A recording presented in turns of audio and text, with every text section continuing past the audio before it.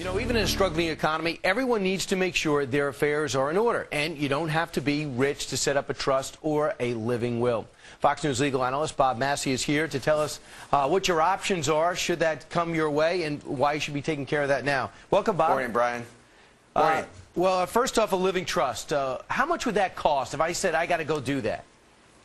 Well, a trust can cost anywhere from $1,000 to $5,000, depending upon how large your estate is. And what you said at the beginning is very important. I want our viewers to understand what a living trust means is this. You own a certain amount of property, and you go to a lawyer, and you basically say, I want this property to be placed into this document called a trust.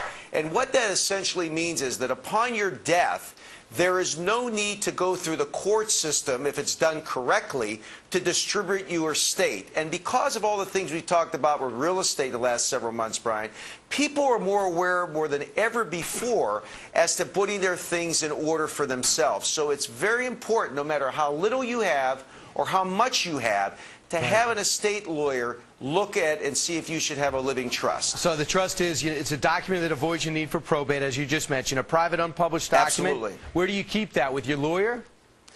Yes, the lawyer always keeps the original document. You give the copy of the trust to the respective, to your heirs or yourself.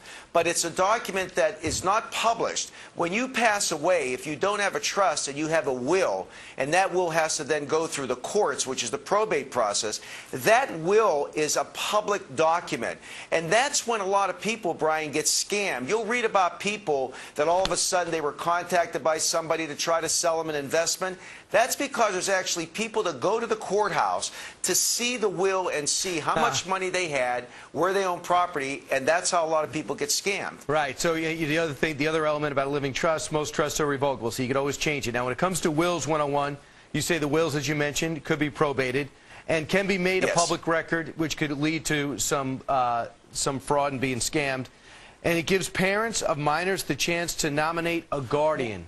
For example? Well, yeah, very, very important. So many young couples, Brian, don't think that they need to do a will. Well, I lost a best friend 5 years ago from an accident. He left with wife and 4 children. In a will, you appoint who would be the guardian. For example, what if there's a common accident? Who will take care of those children? How will you want your estate and the money to be handled? Do you want them to go to college? If so, how do you want that money to be distributed? Just because you're a young couple doesn't mean you should not have at least a simple will to set forth who's going to take care and raise your children and how will that money be distributed.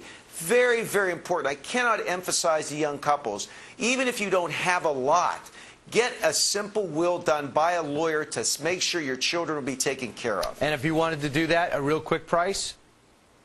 I mean, simple wills could be $250 each, up to maybe $400 or $500, but very, very affordable. And trust me, very, very well worth the price. All right, Bob, thanks.